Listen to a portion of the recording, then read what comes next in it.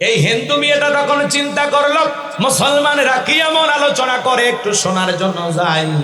এই কথা বলে মেয়েটা মহিলা প্যান্ডেলে বসে গেল। আল্লাহর সেই বান্দা, আল্লাহর সেই বুজুর্গ গোলাম আলোচনা করতেছেন, কুল হুয়াল্লাহু আহাদ, হে নবী আপনি বলুন আল্লাহ এক, আল্লাহ অদ্বিতীয়।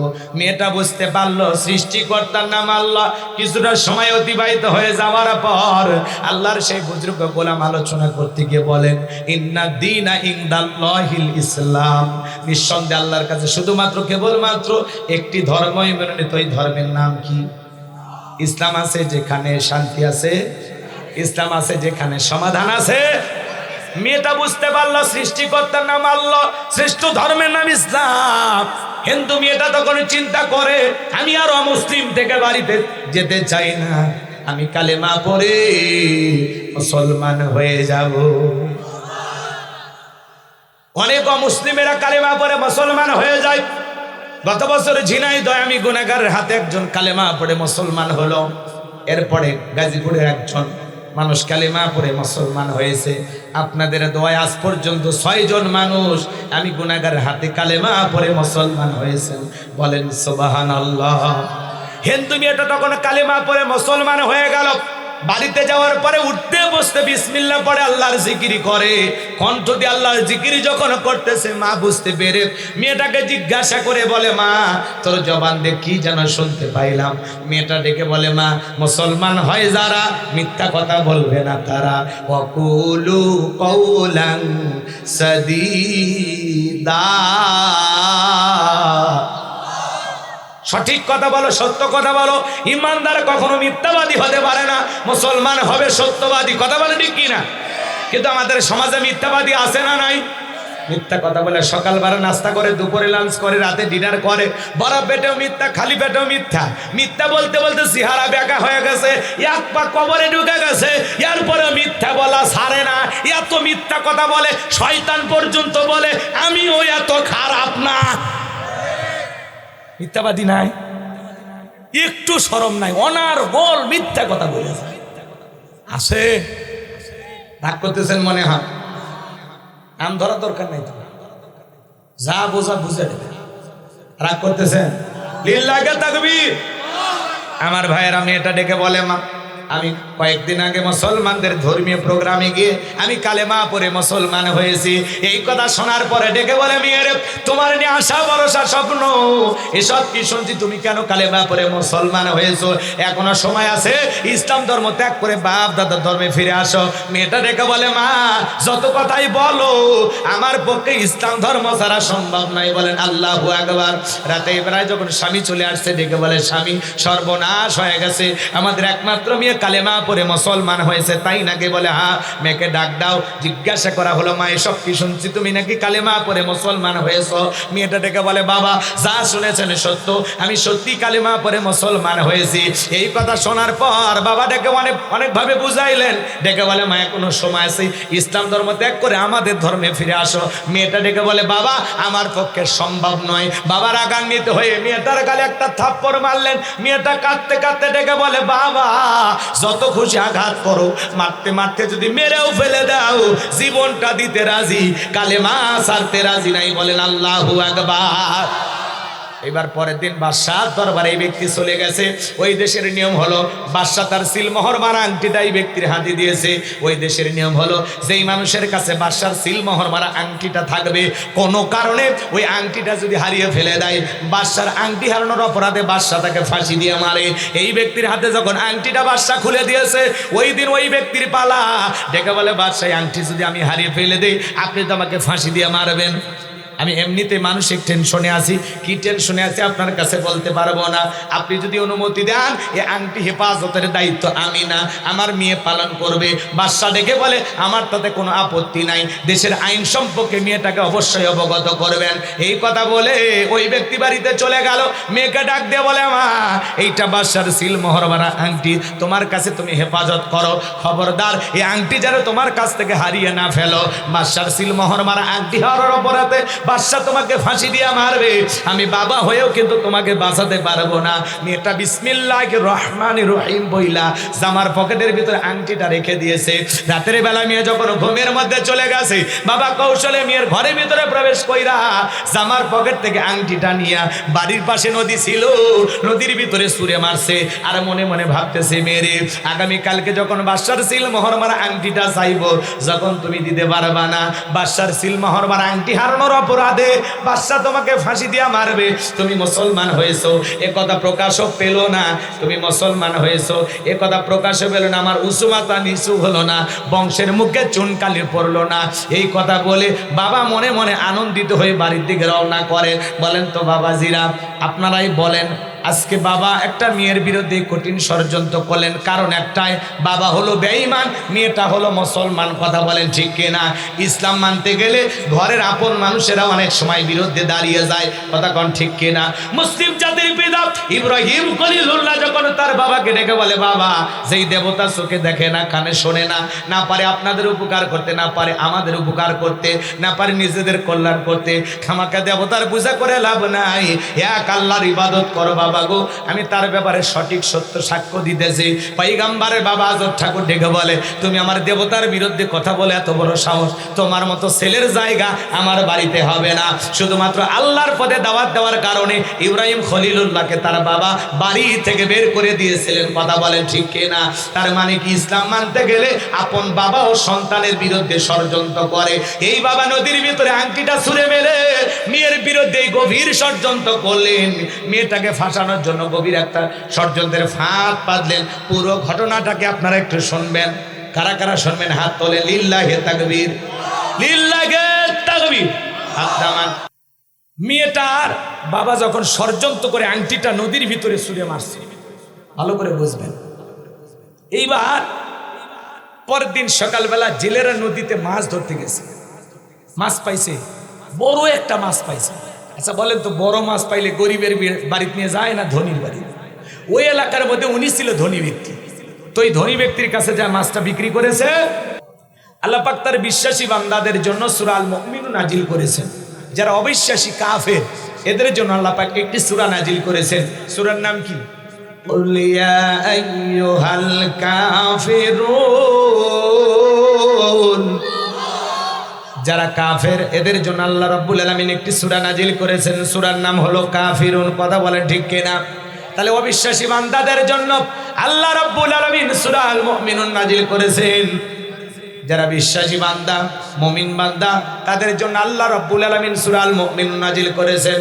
যারা হলো দুদুল্যমান, দুই নৌকায় পা দিয়ে চলে, মুখে বলে একটা অন্তরে আর একটা দুমুখো সাপ, বৃষ্টি যেই দিকে ছাতা ধরে সেই দিকে গুলালু মার্কা, এদের নাম কি? মুনাফিক। এই মুনাফিকদের জন্য আল্লাহ রাব্বুল আলামিন একটি সূরা নাজিল করেছেন, সূরার নাম হলো মুনাফিকুন। কথা বলেন ঠিক কি না? মুনাফিক চেনা বড় কঠিন, কথা কয় না? মুনাফিক চেনা বড়, দেখতে মুসলমানের মতোই ঘাটতি মেরে থাকে, কিন্তু ভিতরে কি মুনাফিকি দিয়ে ভরা। কথা কোন ঠিক কি না? মুনাফিকদের স্বভাব হলো ইসলাম নামের গাছের গোড়া কেটে মাথায় পানি ঢালে। কথা বলেন ঠিক কি না? চুপ করে থাক ধোকাবাজ, চোখে তোদের নাহি লাজ। চুপ করে থাক ধোকাবাজ, চোখে তোদের নাহি লাজ। গোড়া কেটে মাথায় ঢালো পানি, তোদের চিনি আর কতকাল করবি রে শয়তানি। মুনাফিক চেনা বড় কঠিন। মনে রাখবেন, অমুসলিমের দ্বারা ইসলাম যতটা না ক্ষতিগ্রস্ত হয়, নামধারী মুনাফিক মার্কা মুসলমানের দ্বারা ইসলাম সবচেয়ে বেশি ক্ষতিগ্রস্ত হয়। কথা বলেন ঠিক না? মুনাফিকেরা নিজের রাস্তা, নিজের পথ ক্লিয়ার করার জন্য রাতের আধারে নিজে মার্ডার করে, হত্যা করে, আবার সকালবেলা লাশের উপরে ফুলের মালা দিয়া শোক প্রকাশ করে বলে বড় ভালো লোক ছিল। ভালো লোক ছিল তো মারলি কেন? শয়তান। নিজে এদিকে করেন। মুনাফিকেরা ওয়াকাম বদকাম যা করে সব দোষ অন্যের ঘাড়ে চাপায় আসে। রাগ করেছেন মনে হয়? মুনাফিকদের কেন আলোচনা করব না, করতে গেলে লম্বা সময় লাগবে বাজান গো আমার। আমি আজকে কাফেরদের কেন আলোচনা করব না, আমি আলোচনা করব আল্লাহর ভিআইপি মুমিন বান্দাদেরকে নিয়ে। বলুন আল্লাহু আকবার। আল্লাহ তাআলার কাছে দোয়া করেন আল্লাহ যেন তার গোলামকে কোরআন এবং সুন্নাহর আলোকে কিছু কথা আপনাদের সামনে উপস্থাপন করার তৌফিক দান করেন। সকলে বলুন আমিন। ভাই কথা যদি কোরআন থেকে হয় আপনাদের কোনো আপত্তি আছে? বলেন তো এই কোরআনের মধ্যে কোনো ভেজাল আছে, কোনো মিথ্যা আছে, কোনো ধোঁকা আছে? থাকবে কি করে? কিতাবটি নাজিল করেছেন কে? আল্লাহ রাব্বুল আলামিন বলেন যালিকাল কিতাবু লা রাইবা ফি। আমার আল্লাহ ডেকে বলেন এটি এমন একটি কিতাব যেই কিতাবের মধ্যে কোনো সন্দেহ নাই, কোনো সংশয় নাই, কোনো মিথ্যা নাই, কোনো ধোঁকা নাই। There is no doubt. বলুন আল্লাহু আকবার। হুদাল লিল মুত্তাকিন, মুত্তাকি বান্দাদের জন্য গাইডলাইন হিসাবে, পথ প্রদর্শক হিসাবে আসমান থেকে কিতাবটি নাজিল করেছেন কি? সেই কিতাবের আলোচনা শুনলে লাভ না লস? লাভটাকে আমার আল্লাহ জানায় দিলেন ওয়া ইযা কুরিয়াল কুরআনু ফাসতামিউ লাহু ওয়া আনসিতু লাআল্লাকুম তুরহামুন। সূরা আরাফ আয়াত নাম্বার 204 আমার আল্লাহ রাব্বুল আলামিন জানায় দিলেন তোমাদের সামনে যখন কোরআন পাঠ করা হয়, কোরআনের আলোচনা করা হয়, চুপ করে কান লাগিয়ে মনোযোগ সহকারে কোরআনের কথাগুলো শ্রবণ করো। যারা কোরআনুল কারীমের কথাগুলো শ্রবণ করবে আমার আল্লাহ রাব্বুল আলামিন আসমান থেকে তাদের উপরে আল্লাহর রহমত বৃষ্টির মতো নাজিল করবেন। বলুন সুবহানাল্লাহ।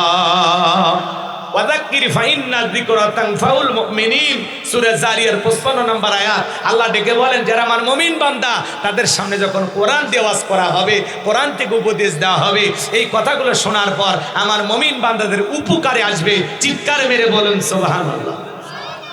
দুই জনের নামের শুরুতে আবু, একজন আবু বকর আর একজন আবু জেহেল। হযরত আবু বকর কোরআন শুনে জান্নাতে যায় আর আবু জেহেল কোরআন শুনে শয়তানি বেরে নিজেকে জাহান্নামে নিয়ে যায়। এজন্য মনটা আবু বকরের মতো যদি নরম হয় কোরআন শুনে ভালো লাগবে, আর শয়তানির মতো আবু জেহেলের মতো পেঁয়াজ গোছ দিয়ে ভরা থাকলে যতই ভালো বক্তব্য হোক, যত ভালো আলোচনাই হোক, ভালো লাগবে। কথা কয় না? কথা কয় না?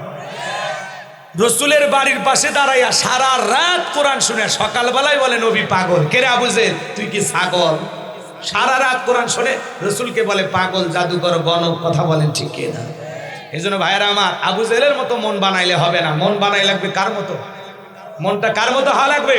আবু বকরের মতো মনটা যদি নরম হয়, কোরআন শুনলে ওয়াইদা তুলিয়াত আলাইহিম আয়াতুহু যাদাতুহুম ঈমানা, কোরআন শুনলে মুমিনের ঈমান বৃদ্ধি পায়। চিৎকার মেরে বলুন সুবহানাল্লাহ। এবার চলুন জবান ছেড়ে একটু মহাব্বতে আমার সাথে পড়ুন আউযু বিল্লাহি মিনাশ শাইতানির রাজীম বিসমিল্লাহির রাহমানির রহিম। আরেকটু জোরে বলেন আল্লাহু আকবার। ওরাব্বাকা ফাকাব্বির, তাকবীর হবে রবের নামে, স্লোগান হবে রবের নামে।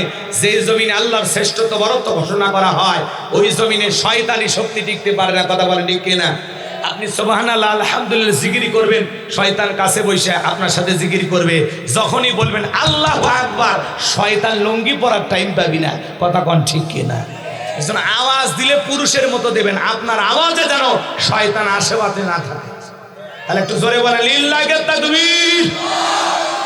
সে আওয়াজ দিয়েছেন প্যান্ডেলের ভিতরে আসবে, আর একটু জোরে আওয়াজ দেন অন্তত পীরগাছা বাজার পার হোক। লিল্লাহি তাকবীর। আচ্ছা, এই জায়গায় বিবাহিত মানুষ আছে, অবিবাহিত যুবক আছে, তাই না? যারা বিয়ে করেছেন তারা একবার আল্লাহু আকবার বলবেন, যারা অবিবাহিত তারা একবার আল্লাহু আকবার বলবেন।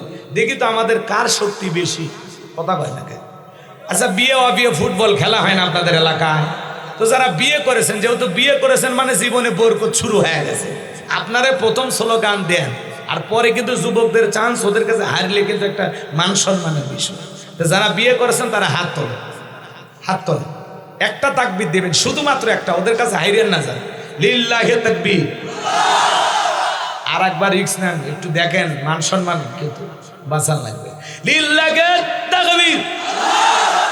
ঠিক আছে, আপনারা হাত নামেন। এইবার যারা অবিবাহিত যুবক তোমরা হাত তোলো। শোনা, ওই যে মাঝে মাঝে দুই হাত সোজা করার শক্তি নেই, ও বলে যুবক, এমনি কি তোমার বিয়ে আটকে আছে? হাত সোজা করেন। যুবকের সংখ্যা কমই মনে হচ্ছে। লিল্লাহি তাকবীর। সংখ্যা কম হলেও নিশান আছে। লিল্লাহি তাকবীর। হাতটা মোটামুটি আমরা সংখ্যায় বেশি, তো এই জন্য তোমাদের মতোই আর কি একটু কম বেশি। যাই হোক, তোমরাও আসো আমাদের সাথে, আল্লাহ কবুল করেন, জোরে বলেন আমিন। তাহলে সূরার নাম কি বললাম? হ্যাঁ, এদিক খেয়াল করেন। তাহলে বিতাড়িত মোরদাদ শয়তানের কাছ থেকে আল্লাহ পাকের কাছে আশ্রয় প্রার্থনা চেয়ে পরম করে মসিম ডালু আল্লাহ তাআলার নামে শুরু করছি। আমরা যে কোনো কাজ শুরু করব কার নামে? আল্লাহ তাআলার নামে যদি কাজ শুরু করা হয় সেই কাজে বরকত আছে না নাই? সেই কাজে কল্যাণ দেবেন কে? বিসমিল্লাহ পড়ে মুসলমানের যে কোনো কাজ শুরু করার দরকার আছে না? কিন্তু মুসলমান টিউবওয়েলে চাপ দেয়, গিলাস ভর্তি পানি পায়, বিসমিল্লাহ ছাড়াই, রবের শুকরিয়া আদায় করা ছাড়াই খাইয়ে ফেলে দেয়, আসে না? এই পানিটা যদি হিমালয় পর্বত থেকে মুসলমানকে কিনে কিনে ব্যবহার করা লাগতো, এক মাসে যেই পরিমাণে পানি আমরা খরচ করি, এই পানি যদি হিমালয় পর্বত থেকে নিয়ে এসে ব্যবহার করা লাগতো, তাহলে মুসলমান টের পাইতো যে পানি আল্লাহর কত বড় নিয়ামত। কথা বলে ঠিক কিনা? তাহলে বিসমিল্লাহ বলে খাওয়া শুরু করার দরকার আছে না নাই? এই বিসমিল্লাহর পাওয়ার কত আপনারা জানেন? 2 মিনিট একটা কথা বলে মূল আলোচনায় চলে যাব। কষ্ট হবে আপনাদের? 2 মিনিট এদিক খেয়াল করেন। আপনাদের এখানে মহিলা প্যান্ডেল আছে না? তো আল্লাহর এক বুজুর্গ গোলাম দ্বীনের দায়ী আলোচনা করতেছিলেন, সুন্দর করে আলোচনা করতেছিলেন। ওই রাস্তাতে একটা হিন্দু মেয়ে হেঁটে যায়, সে চিন্তা করে মুসলমানেরা কি বলে, কৌতূহলে শোনার জন্য অনেক অমুসলিম আসে না ভাই? বলেন আসে কিনা? এই যে আমরা দিনাজপুর বিরলের যখন যাই অনেক অমুসলিম আসে, তারপরে টাঙ্গাইলের বাসাইলে গেলে অনেক অমুসলিমের আসে, ভারতে গেলে তো নারী পুরুষ হিন্দু মুসলমান সব এক জায়গায় কোরআনের কথা শোনে, আলহামদুলিল্লাহ। সম্মানিত ভাইয়েরা আমার, এই হিন্দু মেয়েটা তখন চিন্তা করলো মুসলমানেরা কি এমন আলোচনা করে, একটু শোনার জন্য যাই। এই কথা বলে মেয়েটা মহিলা প্যান্ডেলে বসে গেল। আল্লাহর সেই বান্দা, আল্লাহর সেই বুজুর্গ গোলাম আলোচনা করতেছেন, কুল হুয়াল্লাহু আহাদ, হে নবী আপনি বলুন আল্লাহ এক, আল্লাহ অদ্বিতীয়। মেয়েটা বুঝতে পারলো সৃষ্টিকর্তার নাম আল্লাহ। কিছুটা সময় অতিবাহিত হয়ে যাওয়ার পর আল্লাহর সেই বুজুর্গ গোলাম আলোচনা করতে গিয়ে বলেন, ইন্না দীনা ইনদাল্লাহিল ইসলাম, নিঃসন্দেহে আল্লাহর কাছে শুধুমাত্র কেবলমাত্র একটি ধর্মই মনোনীত, ওই ধর্মের নাম কি?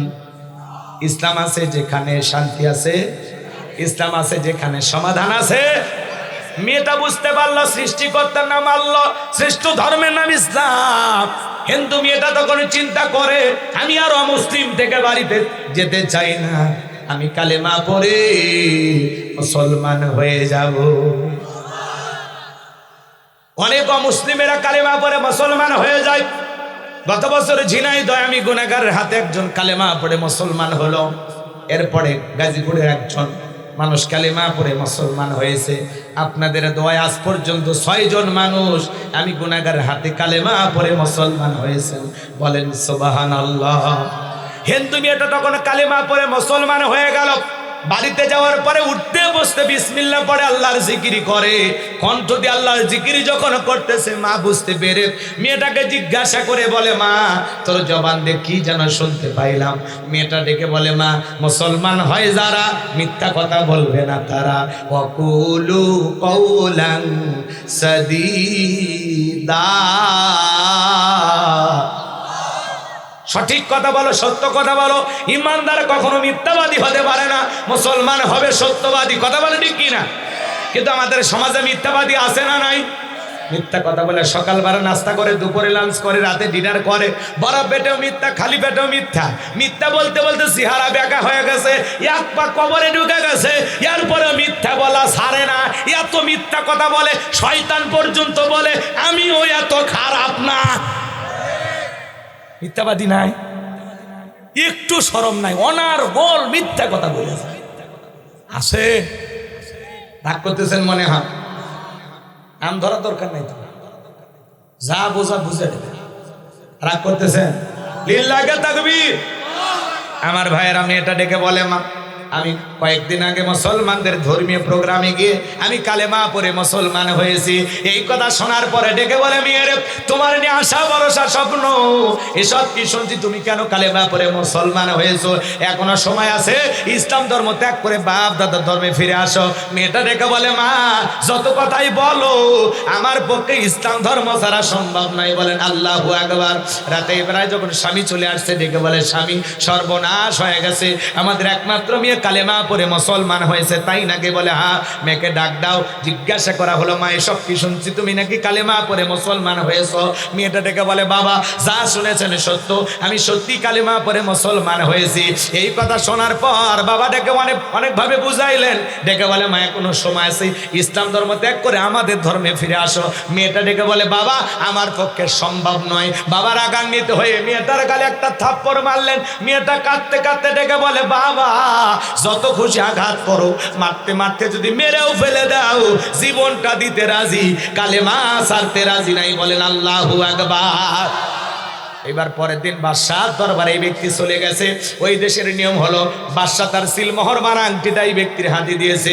ওই দেশের নিয়ম হলো যেই মানুষের কাছে বাদশার সিলমোহর মারা আংটিটা থাকবে, কোনো কারণে ওই আংটিটা যদি হারিয়ে ফেলে দেয়, বাদশার আংটি হারানোর অপরাধে বাদশা তাকে ফাঁসি দিয়ে মারে।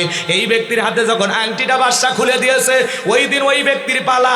ডেকে বলে বাদশা আংটি যদি আমি হারিয়ে ফেলে দিই, আপনি তো আমাকে ফাঁসি দিয়ে মারবেন। আমি এমনিতে মানসিক টেনশনে আছি, কি টেনশনে আছি আপনার কাছে বলতে পারবো না। আপনি যদি অনুমতি দেন এ আংটি হেফাজতের দায়িত্ব আমি না, আমার মেয়ে পালন করবে। বাদশা ডেকে বলে আমার তাতে কোনো আপত্তি নাই, দেশের আইন সম্পর্কে মেয়েটাকে অবশ্যই অবগত করবেন। এই কথা বলে ওই ব্যক্তি বাড়িতে চলে গেল। মেয়েকে ডাক দিয়ে বলে মা এইটা বাদশার সিলমোহর মারা আংটি, তোমার কাছে তুমি হেফাজত করো, খবরদার এই আংটি যেন তোমার কাছ থেকে হারিয়ে না ফেলো। বাদশার সিলমোহর মারা আংটি হারানোর অপরাধে বাদশা তোমাকে ফাঁসি দিয়ে মারবে, আমি বাবা হয়েও কিন্তু তোমাকে বাঁচাতে পারবো না। মেয়েটা বিসমিল্লাহির রহমানির রহিম বইলা জামার পকেটের ভিতরে আংটিটা রেখে দিয়েছে। রাতের বেলা মেয়ে যখন ঘুমের মধ্যে চলে গেছে, বাবা কৌশলে মেয়ের ঘরের ভিতরে প্রবেশ কইরা জামার পকেট থেকে আংটিটা নিয়ে, বাড়ির পাশে নদী ছিল, নদীর ভিতরে ছুঁড়ে মারছে। আর মনে মনে ভাবতেছে মেয়েরে আগামীকালকে যখন বাদশার সিলমোহর মারা আংটিটা চাইবো, যখন তুমি দিতে পারবা না, বাদশার সিলমোহর মারা আংটি হারানোর অপরাধে বাদশা তোমাকে ফাঁসি দিয়া মারবে। তুমি মুসলমান হয়েছো এ কথা প্রকাশও পেল না, তুমি মুসলমান হয়েছো এ কথা প্রকাশও পেল না, আমার উঁচু মাথা নিচু হলো না, বংশের মুখে চুনকালি পড়লো না। এই কথা বলে বাবা মনে মনে আনন্দিত হয়ে বাড়ির দিকে রওনা করে। বলেন তো বাবাজিরা আপনারাই বলেন, আজকে বাবা একটা মেয়ের বিরুদ্ধে কঠিন ষড়যন্ত্র করলেন, কারণ একটাই, বাবা হলো বেঈমান, মেয়েটা হলো মুসলমান। কথা বলেন ঠিক কিনা? ইসলাম মানতে গেলে ঘরের আপন মানুষেরা অনেক সময় বিরুদ্ধে দাঁড়িয়ে যায়। কথা কোন ঠিক কিনা? মুসলিম জাতির পিতা ইব্রাহিম খলিলুল্লাহ যখন তার বাবাকে ডেকে বলে বাবা যেই দেবতা চোখে দেখে না, কানে শোনে না, না পারে আপনাদের উপকার করতে, না পারে আমাদের উপকার করতে, না পারে নিজেদের কল্যাণ করতে, খামাকা দেবতার পূজা করে লাভ নাই, এক আল্লাহর ইবাদত করো বাবা গো। আমি তার ব্যাপারে সঠিক সত্য সাক্ষ্য দিতেছি। পয়গম্বরের বাবা আজব ঠাকুর ডেকে বলে তুমি আমার দেবতার বিরুদ্ধে কথা বলে এত বড় সাহস, তোমার মতো ছেলের জায়গা আমার বাড়িতে হবে না। শুধুমাত্র আল্লাহর পথে দাওয়াত দেওয়ার কারণে ইব্রাহিম খলিলুল্লাহকে তার বাবা বাড়ি থেকে বের করে দিয়েছিলেন। কথা বলেন ঠিক কিনা? তার মানে কি ইসলাম মানতে গেলে আপন বাবা ও সন্তানের বিরুদ্ধে ষড়যন্ত্র করে। এই বাবা নদীর ভিতরে আংটিটা ছুঁড়ে মেরে মেয়ের বিরুদ্ধে গভীর ষড়যন্ত্র করলেন। মেয়েটাকে ফাঁসানোর জন্য গভীর একটা ষড়যন্ত্রের ফাঁদ পাতলেন। পুরো ঘটনাটাকে আপনারা একটু শুনবেন। কারা কারা শুনবেন হাত তোলে। লিল্লাহে তাকবীর, লিল্লাহে তাকবীর। সূরার নাম কি বললাম? সূরাল মুমিনুন। একটু জবান ছেড়ে সবাই যারা পারেন আমার সাথে তেলাওয়াত করুন। আমার আল্লাহ বলেন ক্বাদ আফলাহাল মুমিনুন।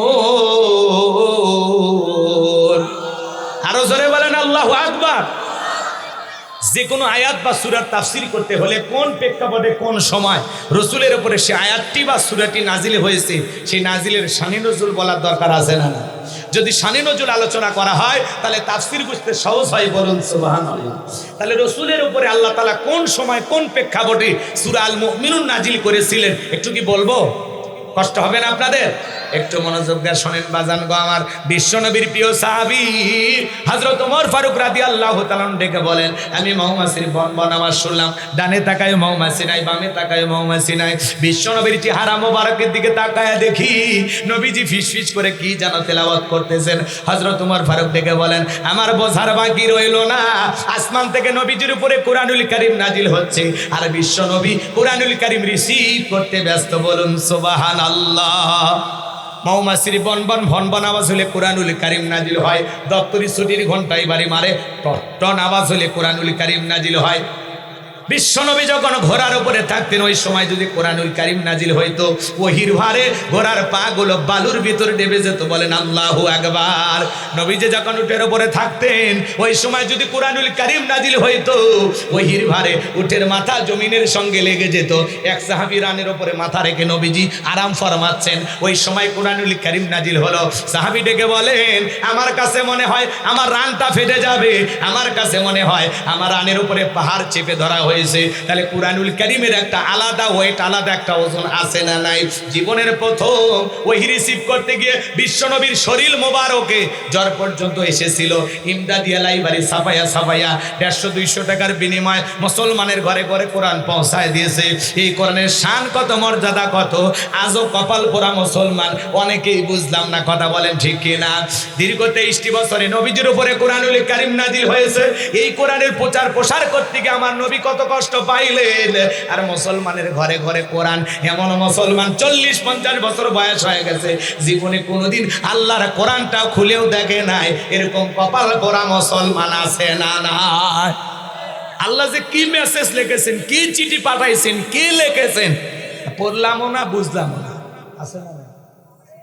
না এলাকায় মানে সবাই কোরআন পড়তে পারে না। কি কর? হ্যাঁ, রাগ করতেছে? ভালো করে বোঝার চেষ্টা করবেন বাজান গো আমার। বোঝেন নাই? এদেশের এমনও নেতা আছে, ওই যে সাকিব আল হাসান, নাম শুনছেন না? বিসমিল্লাহির রহিম। এদেশের অনেক শিক্ষিত মানুষ আছে বিসমিল্লাহটাও সহি করে পড়তে পারে না। এমনও নেতা আছে সালামটাও ঠিক মতো দিতে পারে না, কয় সালাম আলাইকুম। কি যে কয় ও নিজেও জানে না। কথা কোন ঠিক কি না? এক নেতা আমার সামনে একবার মাইক ধরে বলতেছে, আপনার এলাকার মানুষ আমাকে ভোট দিয়ে নির্বাচিত করেছেন, এর জন্য আমি নিজেকে একবার গর্ববতী মনে করছি। এলাকার মানুষ ভালোবেসে আমাকে অতিথি বানাইছেন, এজন্য নিজেকে আমি আর একবার গর্ববতী মনে করছি। মহিলারা পর্যন্ত নাকে কাপড় দিয়ে হাসি আর বলে, আল্লাহ আমরা বছরে বিবাহের পরে গর্ভবতী হই একবার, এই 1 মিনিটে 2 বার, এ তো পুরো দেশ ভরায় ফেলবে। কথা কোন ঠিক কিনা? তার মানে আনন্দের ঠেলায় কি কথা বলা লাগবে না তা নিজেও জানে না। এরকম বেসামাল বক্তব্য দুনিয়াতে আছে না নাই? হাত তুলে দোয়া করে আল্লাহ নেতাকে জান্নাত দাও, না বলে কয় জাহান্নামে দাও। আছে না নাই? কথা কন না কেন? বোঝেন? কথা বোঝেন নাকি রাগ করতেছেন? একটু বাস্তবতা বলা লাগবে, না হলে বুঝবেন না। রাখছেন খুইরেন। চলেন সামনের দিকে যাই। যে কথা বলতে চাচ্ছিলাম আমার ভাইয়েরা, লম্বা হবে, লম্বা করবো না। অনেক পদ্ধতিতে রাসূলের উপরে কোরআনুল কারীম নাজিল হইতো, এত কথা বলার সময় আমার হাতে নাই। হযরত ওমর ফারুক ডেকে বলেন, নবীজির কোরআনুল কারীম রিসিভ করা শেষ হয়ে গেল।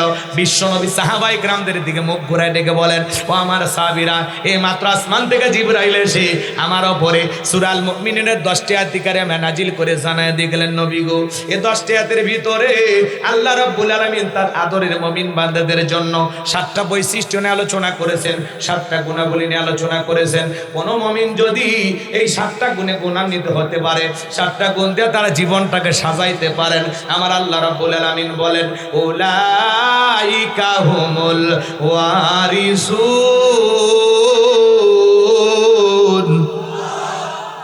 الذين يرثون الفردوس هم فيها خالدون।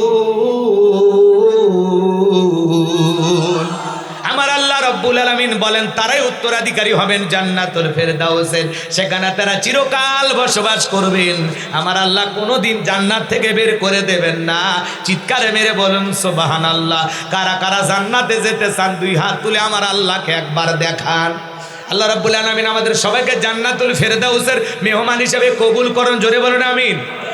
আচ্ছা দেখেন তো, জান্নাতে যাওয়ার আশায় হাত তুলিনি কে? এরকম দেখেন তো 2-1 জন কেউ আছে? আচ্ছা সবাইকে জান্নাতে যেতে চান? বলেন জান্নাতে যাওয়ার আশা আছে? বলেন এদিকে খেয়াল করেন, সবাইকে জান্নাতে যেতে চান? আল্লাহ আমাদের সবাইকে জান্নাতুল ফেরদাউসের মেহমান হিসেবে কবুল করেন। জোরে বলেন আমিন। আরো একবার বলেন আমিন। এবার 7টা আঙ্গুল দেখান, বলেন কয়টা গুণাবলী? 7টা। এই 7টা বৈশিষ্ট্য, 7টা গুণাবলী যদি আমল করতে পারেন, এই 7টা গুণ দিয়ে নিজের জীবনটাকে ঢেলে সাজাইতে পারেন, আপনাকে আল্লাহ জান্নাতুল ফেরদাউসের ওয়ারিস বানায় দেবেন, উত্তরাধিকারী বানায় দেবেন। চিৎকার মেরে বলুন আল্লাহু আকবার। এদিক খেয়াল করেন, এই দুনিয়ার জীবনের সবচাইতে বড় আশা আমরা জান্নাতি হয়ে মরতে চাই। কথা বলেন না কেন ভাই? নাকি জাহান্নামে যাবেন? এরকম আশা কারো আছে? তাহলে একটু মনোযোগ দিয়ে শোনেন, আল্লাহ তাআলা ভালোবেসে মুসলমানের ঘরে জন্ম দিয়া জান্নাতের রাস্তা একটু আগায় দিয়েছে। সুবহানাল্লাহ জোরে কোন। এরপরে পৃথিবীর শ্রেষ্ঠ ধর্ম ইসলাম ধর্মের মানুষ বানায়া জান্নাতের রাস্তা আরেকটু আগায় দিয়েছে। এরপরে বিশ্বনবী মুহাম্মদ রাসূলুল্লাহ সাল্লাল্লাহু আলাইহি ওয়াসাল্লামের উম্মত বানায়া জান্নাতের রাস্তা আরেকটু আগায় দিয়েছে। এরপরে পৃথিবীর সেরা কিতাব কুরআনুল কারীম দান করে জান্নাতের রাস্তা আরেকটু আগায় দিয়েছেন, বলেন সুবহানাল্লাহ। আমরা জাতির দিক দিয়ে সেরা জাতি মুসলিম জাতি, ধর্মের দিক দিয়ে শ্রেষ্ঠ ধর্ম ইসলাম পেয়েছি, নবীর দিক দিয়ে সেরা নবী বিশ্ব নবীকে পেয়েছি, কিতাবের দিক দিয়ে সেরা কিতাব কুরআনুল কারীম পেয়েছি, সব দিক দিয়ে সেরা। আজকের কথা শুনে, আজকের আলোচনা শুনে যদি আমল করতে পারেন, সেইভাবে জীবনকে সাজাইতে পারেন, জান্নাতটাও ভাগ্যে জুটবে সেরা। চিৎকার মেরে বলুন সুবহানাল্লাহ। শুধু মাহফিল দিলেই হবে না, এখান থেকে কিছু মেসেজ বাড়িতে নিয়ে যাওয়া লাগবে। কথা কোন ঠিক কিনা? যুবক তোমরা মন খারাপ করো না, এই 7টা গুণাবলীর মধ্যে 4 নাম্বার গুণাবলীতে স্পেশাল আলোচনা তোমাদের জন্যই আছে। তোমরা মন খারাপ করো না, তোমাদের আলোচনা 1 ঘন্টা 2 মিনিট পরে শুরু হবে। মা বোন যারা বসে আছেন অপেক্ষা করেন, আপনাদের আলোচনা 1 ঘন্টা 32 মিনিট পরে শুরু হবে। একটু অপেক্ষা করেন, আমাকে একটু খালি বলার সুযোগ দেন। কথা বোঝেন না? মাহফিল তো আর দূরে না যে বাড়ির যাইতে তাড়াতাড়ি শেষ করে, বাড়ি কাছেই।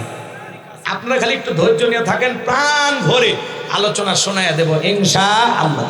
কিন্তু শুরু থেকে শেষ পর্যন্ত শুনলে মজা লাগবে, সামান্য শুনে চলে গেলে মজা পাবেন না। পরে চা স্টলে যা সমালোচনা করবে, এই ওয়াজ হলো, আপনি তো শুনলেনই না, সমালোচনা করেন। পুরোটা আগে শুনবেন, ঠিক আছে? এই 7টা পয়েন্ট নিয়ে আলোচনা হবে। আল্লাহ আমাদের বোঝার তৌফিক দান করেন, জোরে বলেন আমিন। কোনো কথা নাই, এইবার চলেন আমার ভাইয়েরা। আল্লাহ বলেন قد فلح المؤمنون। আমার আল্লাহ বলেন অবশ্যই মুমিনেরা সফল, অলরেডি মুমিনেরা সফল। সফল হয়েছে তারা, ঈমান এনেছে যারা। ঈমানদার ছাড়া আল্লাহর কাছে সফল হওয়া যায় না। কথা বলেন ঠিক কিনা? قد فلح المؤمنون, অবশ্যই মুমিনেরা সফল হয়েছে, অলরেডি মুমিনেরা সফল হয়েছে। আমাদের কাছে সফলতার মাপকাঠি হলো, কেউ ক্ষমতার দিক দিয়ে সফল, কথা কয় নাকি? কেউ টাকার দিক দিয়ে সফল, কেউ ব্যবসা বাণিজ্যের দিক দিয়ে সফল, কেউ হয়তো বা রাজনীতি করে সফল, আছে না নাই ভাই? আবার কেউ পৃথিবীর সবাই চেনে যশ খ্যাতি অর্জন করে সফল। কথা বলে ঠিক কি না? এটা সফলতার মাপকাঠি না। কথা বলে না কেন? একটা বৌদ্ধ ধর্মের গুরু চট্টগ্রামে, চিন্তা করেন কেমন মানুষ, একটা ধর্মের, বৌদ্ধ ধর্মের কি গুরু, সে একটা অবাক কাণ্ড করেছে। তার চেহারাটা, সে পুরোটাই বৌদ্ধ, একজন বৌদ্ধ ধর্মের, সে একজন কি পণ্ডিত গুরু। বাজান গো আমার, পুরোটা মানুষ যাকে শ্রদ্ধা করে সম্মান করে তাদের ধর্মের, সেই মানুষটা গোপনে গোপনে আবার বিশাল ইয়াবা ছোড়া কারবারির সাথে জড়িত। ওই যে ওনারা যে একটা লেবাস পরে থাকে, দেখেননি? কথা কয় না? এই যে এইভাবে কাটা, এদিকে একটু ফাঁকা, কথা কয় না কেন? ওর ভিতরে আবার পকেট বানাইছে সুন্দর করে স্পেশাল ভাবে। ওই কাপড়ের রং ঠিক আছে, কিন্তু এমন কায়দায় ভিতরে ভিতরে চেন দিয়ে পকেটগুলো বানাইছে, সেখান থেকে ইয়াবা চোরা চালান করে, ইয়াবা পাচার করে। একটা বৌদ্ধ ধর্মের গুরুর অবাক কাণ্ড। প্রশাসনের লোকেরা বলে যে দীর্ঘদিন ধরে সেই কাজে জড়িত, বিশাল বড় বড় চালান সে লেনদেন করে। চিন্তা করেন বাজান গো আমার, তাকে প্রশাসনের লোকেরাও ধরে না, এলাকার মানুষও সন্দেহ করে না, কারণ একটা ধর্মীয় গুরু। কথা বলেন ঠিক কিনা? শ্রদ্ধার পাত্র, সম্মানের পাত্র, এই জন্য তাকে কেউ কিছু বলে না। আজকে সে কয়েক বছর ধরে এইভাবে ইয়াবা ব্যবসার সাথে জড়িত। আজকে যাবেন কোন জায়গায়, দেখতে মনে হয় মানুষ, কিন্তু ভিতরে ভিতরে একজন ইয়াবা ব্যবসায়ী। কথা কোন ঠিক কিনা? এই সমাজে ইয়াবা আসক্ত হইয়া হাজার হাজার সন্তানগুলো নষ্ট হয়ে যাচ্ছে, বিপদগামী হয়ে যাচ্ছে। একটা বৌদ্ধ ধর্মের ধর্মীয় গুরু, সে যদি ইয়াবা ব্যবসা করে, আর যাই হোক বলেন তো বাজান, তাদের মাধ্যমে কি সমাজের মানুষ কখনো আলোকিত হবে? সমাজের কোনো ভালো হবে? কথা কয় না কেন? যাদের ধর্মে একটা জীব হত্যা মহাপাপ, তাদের কাছে বলে জীব হত্যা করা যাবে না। এখন তারা গোপনে গোপনে মানুষকে ধ্বংসের দিকে ঠেলে দেওয়ার জন্য ইয়াবা ব্যবসা করতেছে, কথা কোন ঠিক কিনা?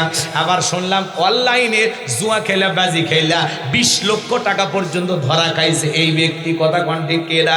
চিন্তা করেন বাজান গো আমার, যাকে মানুষ শ্রদ্ধা করে, ধর্মের দিক দিয়ে যাকে সম্মান করে, সেই ধর্মের গুরু যদি এইরকম ধরনের ইয়াবা ব্যবসায়ী হয়, তাহলে সমাজের অবস্থা ভালো না খারাপ? এদের বিচার হওয়ার দরকার আছে না নাই? জোরে বলেন দরকার আছে না নাই? বৌদ্ধ ধর্মকে ব্যবহার করে যারা ইয়াবা ব্যবসা করে, এদের দৃষ্টান্তমূলক শাস্তির দাবি আমরা জানাচ্ছি। এদের কারণে যুব সমাজ নষ্ট হয়ে যাচ্ছে, কথা বলেন ঠিক কিনা? আমার ভাইরা, আমি যে কথা বলতে চাচ্ছিলাম, আমার আল্লাহ ডেকে বলেন কথা ফুলহাল মুমিনুন, অবশ্যই মুমিনেরা সফল, অলরেডি মুমিনেরা সফল হয়েছে তারা, ঈমান এনেছে যারা। আমরা মনে করি ক্ষমতা থাকলে সফল, টাকা থাকলে সফল না। পৃথিবীর সবচাইতে বড় নেতা আমেরিকার প্রেসিডেন্ট নাম হলো জো বাইডেন। জোরে বলেন কি না? আমেরিকার প্রেসিডেন্ট নাম হলো জো বাইডেন। আপনাদের এলাকায় একটা বাজার আছে, বীরগাছা বাজার। এখানে আল্লাহর একজন বান্দা তরি তরকারি বিক্রি করে, সবজি বিক্রেতা। আজান দেওয়ার পরে মসজিদে গিয়ে যদি সিজদা দেয় আল্লাহ তাআলাকে, বলেন তো বাজার, পৃথিবীর বড় নেতা আমেরিকার প্রেসিডেন্ট চাইতে এই সবজি বিক্রেতা ইমানদারের দাম আল্লাহর কাছে কম না বেশি? আরো জোরে বলেন, কম না বেশি? তার মানে কি বুঝলেন? ঈমান আছে যার, আল্লাহর কাছে দাম আছে তার। ঈমান নাই, আল্লাহর কাছে দাম নাই, কথা বলেন ঠিক কিনা? জো বাইডেন যত বড় আমেরিকার প্রেসিডেন্ট হোক না কেন, আল্লাহর কাছে ওর কোনো দাম আছে? জোরে বলেন, দাম আছে? এই যে রাশিয়ার প্রেসিডেন্ট পুতিন বলেন, আর কাটিং মারামাল উত্তর কোরিয়ার প্রেসিডেন্ট কিম জং বলেন, আর ভারতের দাদা বলেন, এরা যত বড় ক্ষমতা ধরক না কেন, বাংলাদেশের একজন রিক্সা চালক, ভ্যান চালক, কৃষিক্ষেত্রে কাজ করে, এই লোকটা যদি ইমানদার হয়, আজান দেওয়ার পরে আল্লাহ রাব্বুল আলামিনকে সিজদা দিতে গিয়ে মাথাটা নত করে, বলেন তো বাজান, ওই বড় বড় লিডারদের চাইতে এই ইমানদার রিক্সা চালক, ভ্যান চালকের দাম আল্লাহর কাছে কম না বেশি? সহজ কথায় বুঝে নেন, ঈমান আছে যার, আল্লাহর কাছে দাম আছে তার। ঈমান নাই, ওদের ক্ষমতা থাক, পাওয়ার থাক, টাকা থাক, আল্লাহর দেখার টাইম নাই। মরণের পরে ওই বেঈমানগুলোকে পিটাইয়া আল্লাহ সবগুলোকে জাহান্নামে ফেলে দেবে, কথা বলে ঠিক কিনা? ওদের ক্ষমতার মাতবাড়ি, টাকার অহংকার দুনিয়াতে চলবে, পরকালে ওদের কোনো অহংকার চলবে না। সবগুলোকে পিটাইয়া আল্লাহ জাহান্নামে ফেলে দেবে, কথা বলেন ঠিক কিনা? কিন্তু ইমানদাররা দুনিয়াতেও সফল, আখিরাতেও সফল, বলেন আল্লাহু আকবার। এজন্য আল্লাহ তাআলা বলেন কদা ফুলাহাল মুমিনুন, অবশ্যই মুমিনেরা সফল হয়েছে তারা, ঈমান এনেছে যারা। যার ঈমান আছে আল্লাহর কাছে তার দাম আছে। এই জীবনে যদি আল্লাহর কাছে দামি হতে পারি, আর কিছু চাই? জোরে বলেন বাজান, আর কিছু চাই? তাহলে আমি বলবো সফল হয়েছে কারা, আপনারা বলবেন ঈমান হয়েছে কারা? ঈমান এনেছে যারা। আমরা ঈমানদার নাকি বলেন?